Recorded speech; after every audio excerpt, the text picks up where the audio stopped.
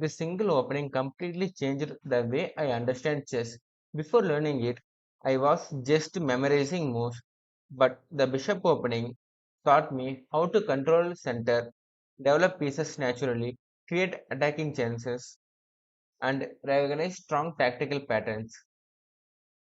Since making it my main opening as white, I won around 90% of my games with it.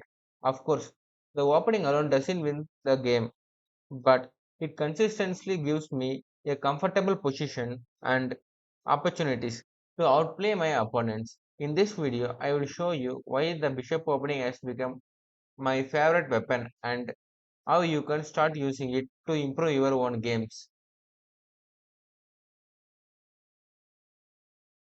The bishop opening starts with e4, e5, and bishop to c4.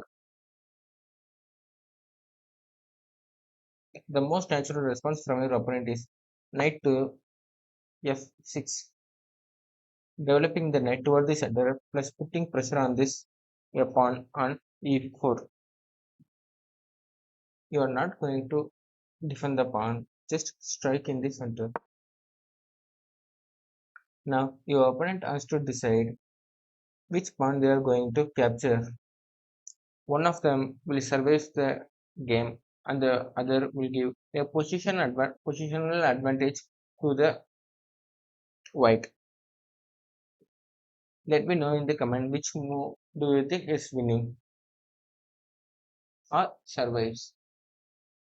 If you chose knight takes the pawn, then let's see that case. Pawn here, the pawn controls these two squares, the bishop controls these squares, this pawn controls this square, and this controls this square. So the knight has nowhere to go. Plus, it was isolated from other pieces. So your opponent will most probably play one of the two options, one bishop to c5 or pawn to d4. If pawn to d4 is played, you take the pawn because that was protected by your bishop plus the knight is hanging. So the knight has to retreat. Now you sacrifice the bishop. If your opponent takes the bishop, you win your opponent's queen. If they don't take the bishop, plays king to e7, you play bishop to g5 check. Still see, your opponent noticed that anyway I'm going to lose the queen, so I grab the bishop. So you take the queen. That is why pawn to d5 is a mistake. What if bishop to c5?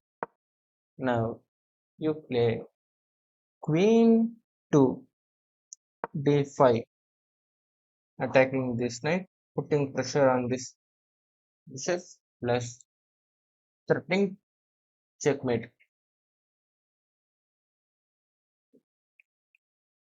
If your opponent gives a check with the bishop, you just simply retreat. But here the bishop is under pressure, the knight is hanging, plus the checkmate is threatened. If opponent plays castle, you take the knight and your upper piece, you are going to win the game.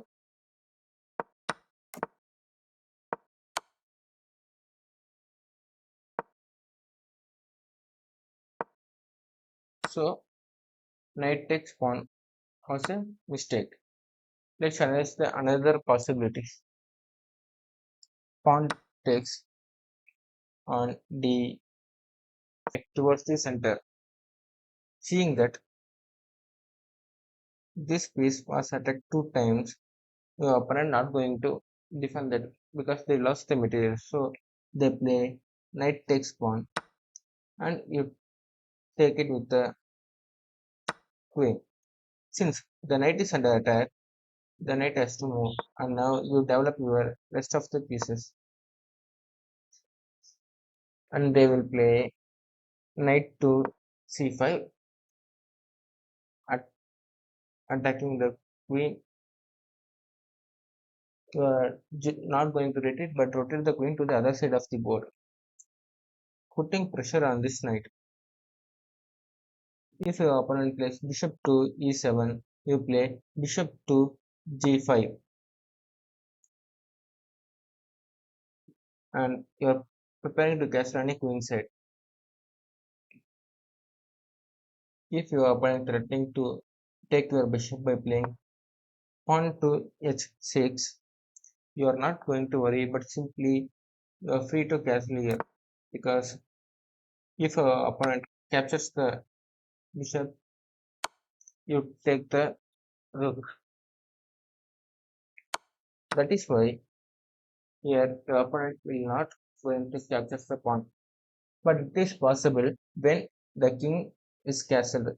If the king is castled, you are instead of going to take the knight, you take the pawn. Most of the players will take the bishop and you take it with the queen. Here,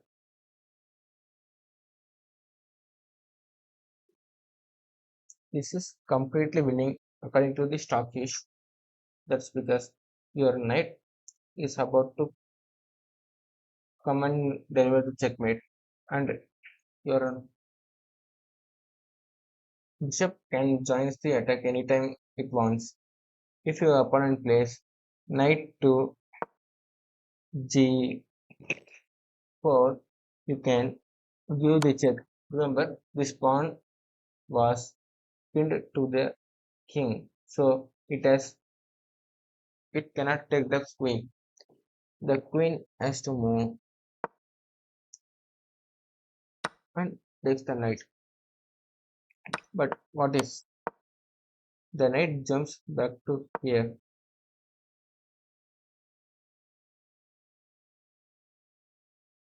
The idea of that move is to play bishop to g5.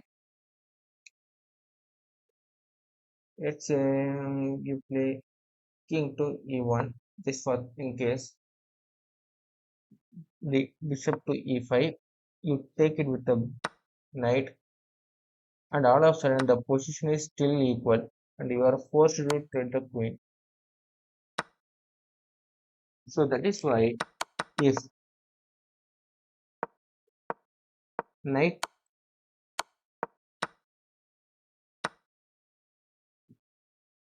knight to h7 is played, you have to play a brilliant move, rook to g, rook to d5, aiming to take the bishop if it comes there.